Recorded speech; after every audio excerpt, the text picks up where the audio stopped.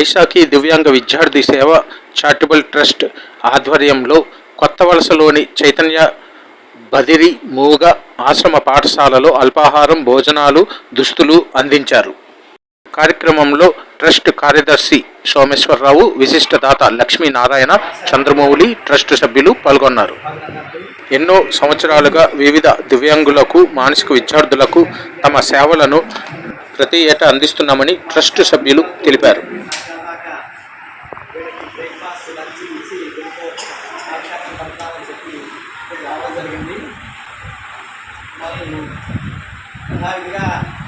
ఈ సంవత్సరం ఇలాంటి అవకాశం మాకు ఇచ్చినటువంటి పాఠశాల యాజమాన్యం వాళ్ళకి ధన్యవాదాలు తెలియపరుచుకుంటున్నాము. అలాగే కార్యక్రమానికి నిత్యం జరుగుతున్నట్టుగానే మనకు ఆర్థిక సహకారం అందిస్తున్నటువంటి విడుదల రాయబడినటువంటి మా మిత్రులందరికీ ధన్యవాదాలు తెలియపరుచుకుంటున్నాము.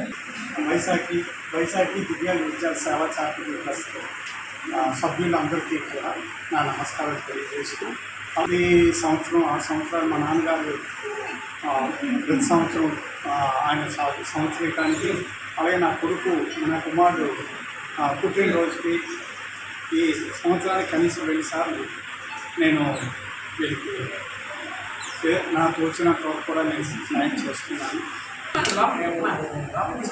ప్రతి నెల వాళ్ళకి ఏం కావాలా అంటే వాళ్ళు అడిగినవన్నీ ఇవ్వలేకపోయినా వాళ్ళు అడిగిన వాటిలో ఉన్నైనా ఇవ్వడానికి ప్రయత్నం చేస్తున్నాము.